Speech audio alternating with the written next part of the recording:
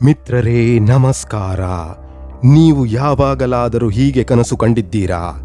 ನೀವು ಈಗಿರುವ ಮನೆಯಲ್ಲಿ ಅಲ್ಲ, ನಿಮ್ಮ ಬಾಲ್ಯದ ಮನೆ, ಅಜ್ಜಿಯ ಮನೆ ಅಥವಾ ನೀವು ವರ್ಷಗಳಿಂದ ಹೋಗದ ಹಳೆಯ ಮನೆ. ಆ ಮನೆಯೊಳಗೆ ನಡೆಯುತ್ತಿದ್ದೀರಾ, ಕೋಣೆಗಳನ್ನು ನೋಡುತ್ತಿದ್ದೀರಾ, ಹಳೆಯ ನೆನಪುಗಳು ಜೀವಂತವಾಗುತ್ತವೆ.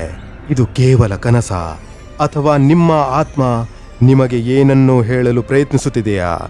ಇವತ್ತಿನ ಈ ಒಂದು ವಿಡಿಯೋದಲ್ಲಿ ನಾವು ತಿಳಿದುಕೊಳ್ಳೋಣ ಸ್ವಪ್ನಶಾಸ್ತ್ರದ ಅರ್ಥ, ವೈಜ್ಞಾನಿಕ ಕಾರಣ, ಆಧ್ಯಾತ್ಮಿಕ ಸಂದೇಶ ಮತ್ತು ಜೀವನಕ್ಕೆ ಸಿಗುವ ದೊಡ್ಡ ಪಾಠ. ಸ್ವಪ್ನಶಾಸ್ತ್ರದ ಅರ್ಥ. ಭಾರತೀಯ ಸ್ವಪ್ನಶಾಸ್ತ್ರದಲ್ಲಿ ಮನೆ ಎಂದರೆ ಜೀವನ. ಹಳೆಯ ಮನೆ ಎಂದರೆ ನಿಮ್ಮ ಭೂತಕಾಲ, ಹಳೆಯ ಸಂಬಂಧಗಳು, ಅಪೂರ್ಣ ಭಾವನೆಗಳು. ಕನಸಿನಲ್ಲಿ ಹಳೆಯ ಮನೆಗೆ ಹೋದರೆ ಹಳೆಯ ವಿಷಯಗಳು ಮತ್ತೆ ಜೀವನದಲ್ಲಿ ಬರಬಹುದು. ಅಪೂರ್ಣ ಕೆಲಸ ಪೂರ್ಣಗೊಳಿಸಬೇಕೆಂಬ ಸೂಚನೆಯಾಗಿರಬಹುದು. ಹಳೆಯ ವ್ಯಕ್ತಿ ಮತ್ತೆ ಸಂಪರ್ಕಿಸಬಹುದು, ಅಥವಾ ನಿಮ್ಮ ಮನಸ್ಸು ಭೂತಕಾಲವನ್ನು ಬಿಡದೆ ಹಿಡಿದಿಟ್ಟುಕೊಂಡಿರಬಹುದು. ಮನೆ ಸ್ವಚ್ಛವಾಗಿದ್ದರೆ ಶುಭ ಸೂಚನೆ, ಮನೆ ಹಾಳಾಗಿದ್ದರೆ ಒಳಗಿನ ಗೊಂದಲ. ಮನೆಯ ಸ್ಥಿತಿ ಏನನ್ನು ಹೇಳುತ್ತದೆ? ಮನೆ ಬೆಳಕಿನಿಂದ ತುಂಬಿದ್ದರೆ ಜೀವನದಲ್ಲಿ ಸ್ಪಷ್ಟತೆ ಬರುತ್ತಿದೆ. ಮನೆ ಕತ್ತಲಾಗಿದ್ದರೆ ಅಸಮಾಧಾನ ಮತ್ತು ಭಯ. ಮನೆಯ ಬಾಗಿಲು ಲಾಕ್ ಆಗಿದ್ದರೆ ನೀವು ನಿಮ್ಮ ಭಾವನೆಗಳನ್ನು ಮುಚ್ಚಿಡುತ್ತಿದ್ದೀರಿ. ಮನೆ ಕುಸಿಯುತ್ತಿದ್ದರೆ ದೊಡ್ಡ ಬದಲಾವಣೆ ಸಮೀಪದಲ್ಲಿದೆ. ವೈಜ್ಞಾನಿಕ ಕಾರಣ.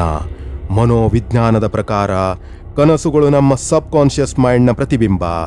ಸಿಗ್ಮಂಡ್ ಫ್ರಾಯ್ಡ್ನ ಪ್ರಕಾರ ಕನಸುಗಳು ಒತ್ತಿ ಹಾಕಿದ ಆಸೆಗಳ ಪ್ರತಿಫಲ. ಕಾರ್ಲ್ ಯಂಗ್ನ ಪ್ರಕಾರ ಮನೆ ಎಂದರೆ ಸೆಲ್ಫ್.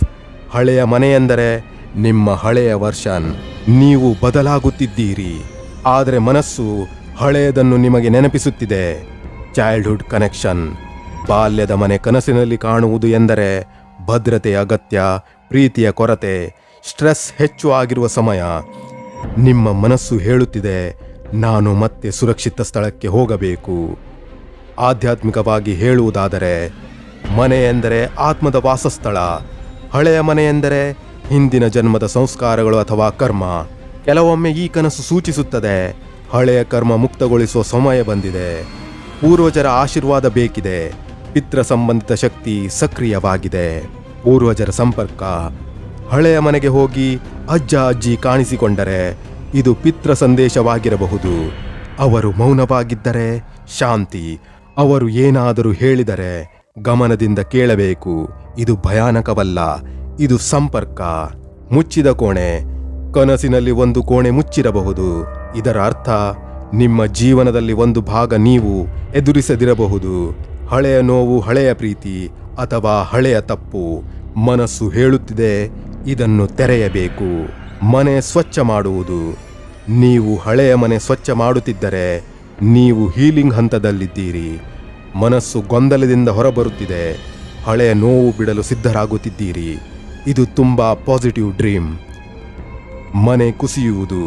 ಹಳೆಯ ಮನೆ ಕುಸಿಯುತ್ತಿದ್ದರೆ ಹಳೆಯ ಜೀವನ ಶೈಲಿ ಮುಗಿಯುತ್ತಿದೆ. ಹೊಸ ಅಧ್ಯಾಯ ಆರಂಭವಾಗುತ್ತಿದೆ. ಹಳೆಯ ನಂಬಿಕೆಗಳು ತೇರ್ಗಡೆಯಾಗುತ್ತಿವೆ. ಭಯಪಡುವ ಅಗತ್ಯವಿಲ್ಲ. ಇದು ಒಳ್ಳೆಯ ಬೆಳವಣಿಗೆಯ ಸಂಕೇತ. ಭಾವನೆ ಮುಖ್ಯ. ಕನಸಿನ ಅರ್ಥಕ್ಕಿಂತ ಮುಖ್ಯ ನೀವು ಕನಸಿನಲ್ಲಿ ಹೇಗಿದ್ದೀರಿ. ಸಂತೋಷ, ಭಯ, ಕಣ್ಣೀರು, ಶಾಂತಿ. ಭಾವನೆ ಅರ್ಥವನ್ನು ನಿರ್ಧರಿಸುತ್ತದೆ. ಜೀವನದ ಪಾಠ. ಈ ಕನಸು ಹೇಳುವ ದೊಡ್ಡ ಪಾಠವೇನೆಂದರೆ, ಭೂತಕಾಲವನ್ನು ಮರೆಯಬೇಡಿ, ಆದರೆ ಅದರಲ್ಲಿ ಸಿಕ್ಕಿ ಹಾಕಿಕೊಳ್ಳಬೇಡಿ.